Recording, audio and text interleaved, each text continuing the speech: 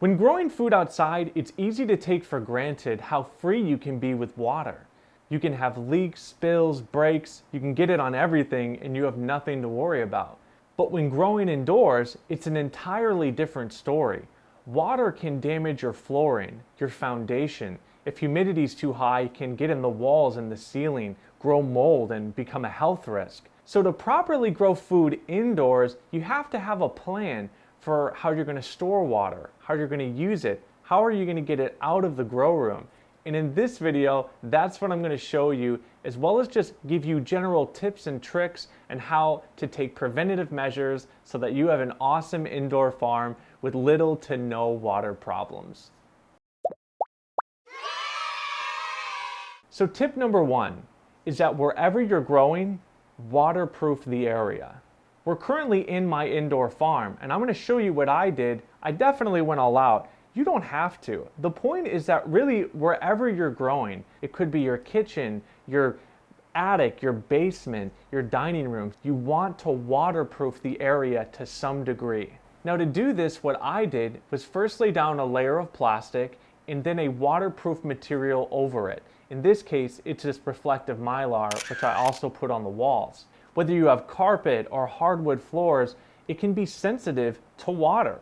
By having a waterproof material, you're preventing it from getting soaked in, and sometimes little amounts will just evaporate back up, but you give yourself the time for, if you have like a spill or some big amounts, then you can go and dry it up right off that material. I have links in the description for the mylar that I used in my urban farm, but really any waterproof material would do the same for you. The second tip is to get a tool to measure humidity and to control it with dehumidifiers. When watering indoors, some of that water is going to get into the air, and humidity is essentially the amount of water that's in the air. Most grow rooms want humidity between 40 to 60% for optimal plant growth. This also is perfect for any type of indoor environment because there's not going to be excess water that can begin to soak into the walls or ceiling. When humidity surpasses this amount, between 60 to 80 to even close to 100%, there's so much water in the air that it begins to precipitate and you get condensation on the windows and walls, and that's what you do not want. Now, by having a tool that can measure humidity, you're going to be able to come in and know exactly the humidity levels in your grow space. This is going to help you keep it perfect for your plants that you're growing, as well as make sure that it's not too high so it begins to damage the walls and ceiling and other things in your home. Now, because we are indoors and we're contained by walls and a ceiling, the chances are the normal watering of your plants and even what the plants can put into the air themselves is going to bring the humidity too high. And this is why you need to get something like a dehumidifier. A dehumidifier is going to pull that water right out of the air, contain it in some type of a container, which you can then take and dump. When shopping for dehumidifiers online, they'll typically tell you the size room they're made for. This one is made for around 800 square feet, which is bigger than the space I actually have here. I'd rather have it and not need it than need it and not have it. I can just keep it on low. That said, I do have links in the description for the exact dehumidifier I'm using, as well as to the measuring tool that I use. This also will measure things like temperature.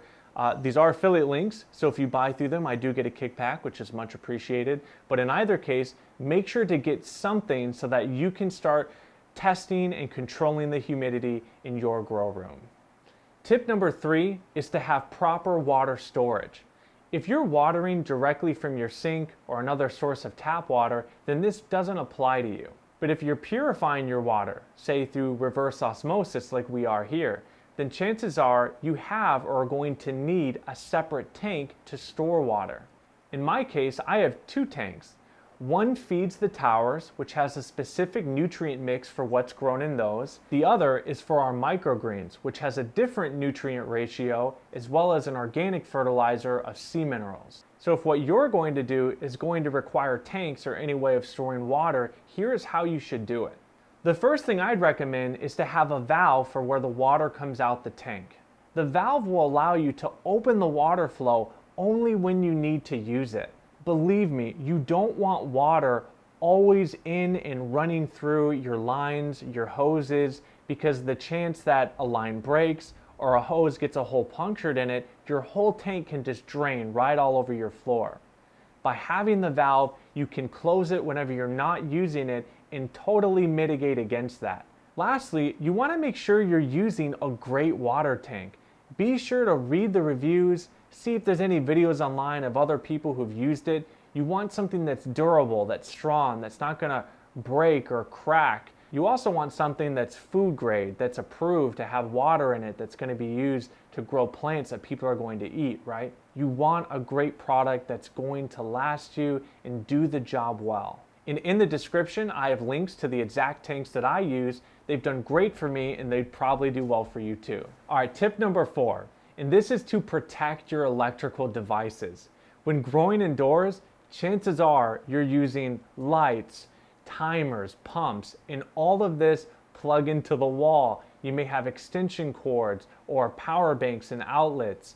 You need to protect these things. One way to do this is to simply have a cover over them, especially if they're near where you're watering. If water ever leaked off or splashed, you wouldn't want it to get in those plugs. It could cause sparks, it could light on fire, and of course it could just break it so you can't use it anymore.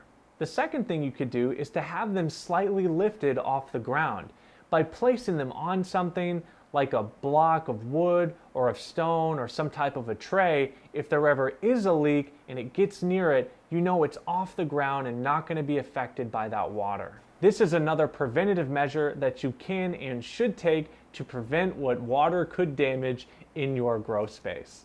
And last but not least, tip number 5. And this is going to be to have towels, paper towels, anything so that you can dry leakage quickly.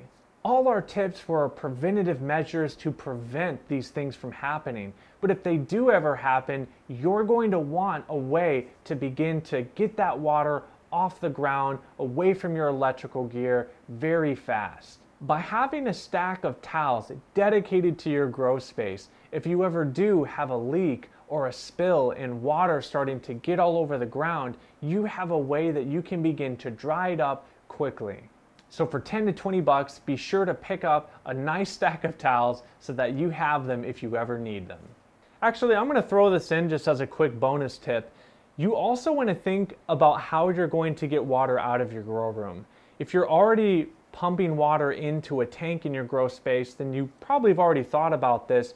But if you have a tower garden or some type of tank, and let's say, for whatever the reason, you do need to get the water out, how are you going to do that? The way that I do it, and I would recommend, is to simply get a hose and a pump. I can take this pump, I put it right in the base or right in one of my tanks, and I can pump this right out the door. And that's it. Those are the tips I have for you. But what do you think is a great way to prevent water damage in a grow space? Let me know in the comments below. Thanks for watching. Like the video if you enjoyed it. Share it with someone who may find it useful. Subscribe if you want to see more. And I will see you in the next one.